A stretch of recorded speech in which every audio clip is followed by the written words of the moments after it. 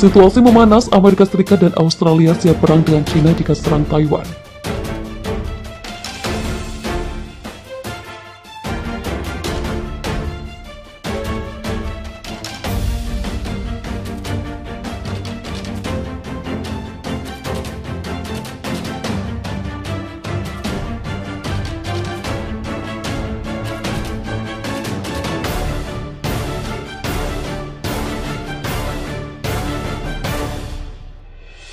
Amerika Serikat dan Australia siap perang dengan China jika menyerang Taiwan.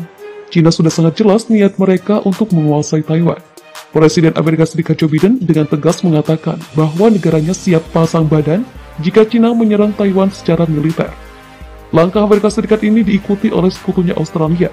Australia siap perang dengan China jika terjadi serangan secara militer ke Taiwan. Pernyataan itu disampaikan Menteri Pertahanan Australia Peter Dutton dalam sebuah wawancara dengan Sky News pada Senin 25 Oktober. China sudah sangat jelas tentang niat mereka berkaitan dengan Taiwan. Sama halnya Amerika Serikat telah jelas tentang niat mereka terhadap Taiwan, kata Dutton.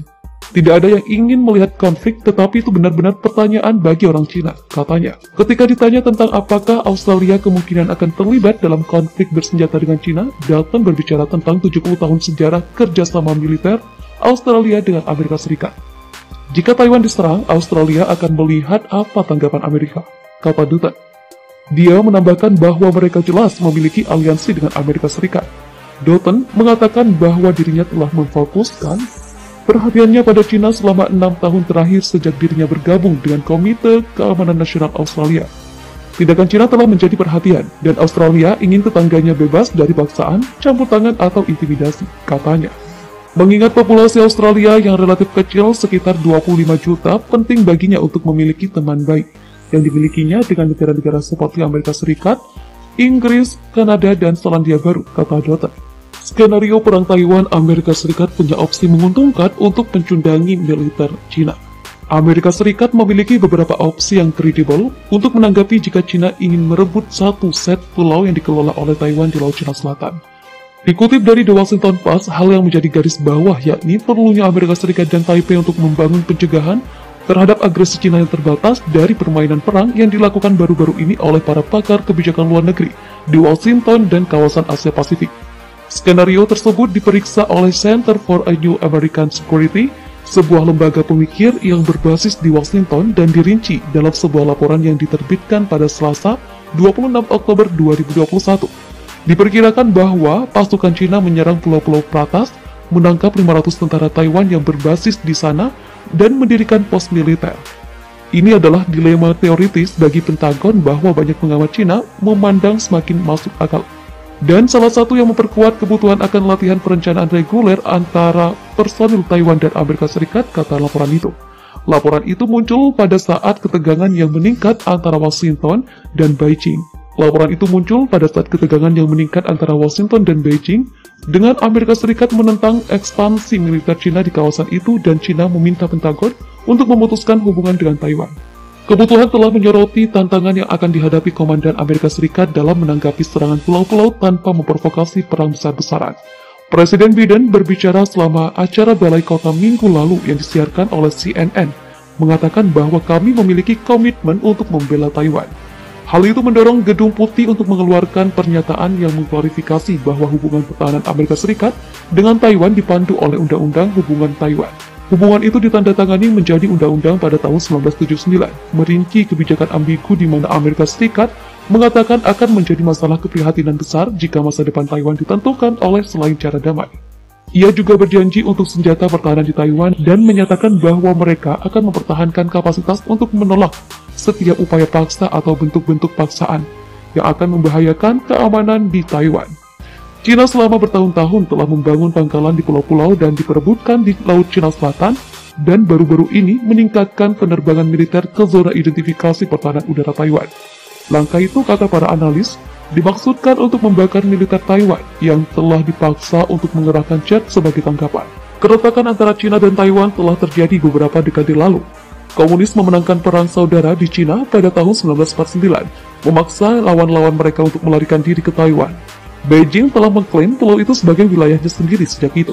Chris Dougherty, seorang rekan senior di Center for a New American Security, mengatakan para pejabat Amerika Serikat telah meneliti seperti apa invasi penuh Cina ke Taiwan.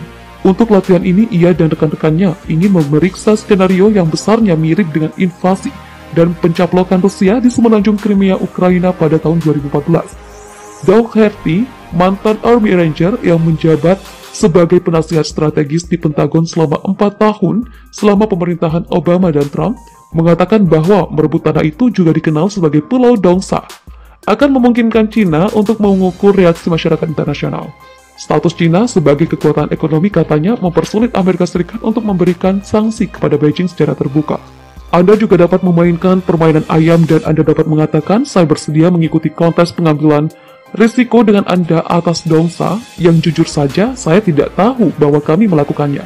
Atau Anda dapat melakukan kebijakan melawan bantal ini dan Anda akan memukul mereka, tetapi tidak cukup keras untuk mencegah mereka melakukan apa yang Anda ingin mereka lakukan, kata Dougherty.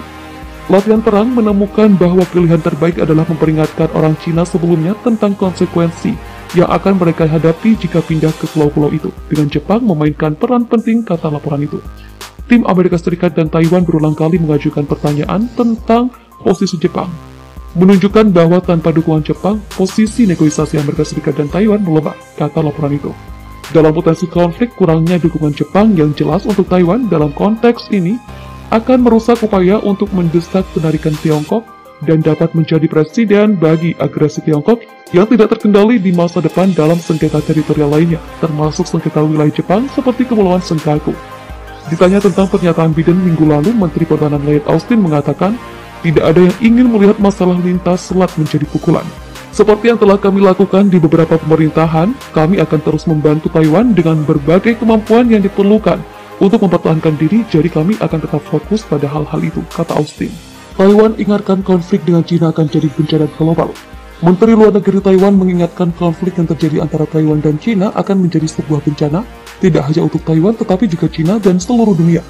Dilansir dari kantor berita AFP Rabu 27 Oktober 2021 dalam kunjungannya ke Slovakia, Joseph Wu, Menteri Luar Negeri Taiwan mengatakan bahwa Cina mungkin meningkatkan ketegangan dengan Taiwan untuk mengalihkan perhatian domestik dari ekonomi yang melambat dan permasalahan daya listrik. Ketegangan meningkat ketika pesawat-pesawat militer Cina beberapa kali melakukan penyusupan udara di dekat wilayah Taiwan. Teori klasik rezim otoriter berbunyi, ketika terjadi krisis domestik, mereka akan membuat krisis eksternal untuk mengalihkan perhatian domestik. Ini mungkin masalah yang perlu kita hadapi, ucap Wu dalam pidato sebuah acara yang diselenggarakan oleh Globsec, sebuah lembaga pemikir urusan internasional di Slovakia. Jika kalian melihat situasi Cina saat ini secara internal, ekonomi telah melambat dan sanksi barat yang diberikan kepada Cina memberi dampak dan dalam beberapa bulan terakhir, kami melihat bahwa ada kekurangan listrik yang serius, tuturnya.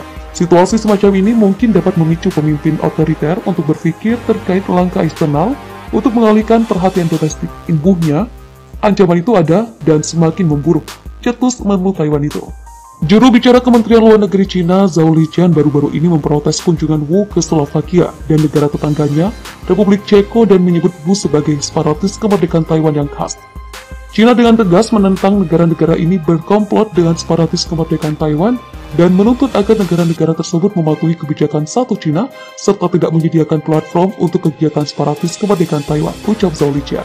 Sebagai delegasi, kunjungan yang dilakukan Wu bertujuan untuk meningkatkan perdagangan dan hubungan ekonomi dengan beberapa negara seperti Lituania dan beberapa negara Uni Eropa lain yang memicu pertikaian diplomatik dengan Cina dengan memperbolehkan Taiwan membuka kantor perwakilan menggunakan namanya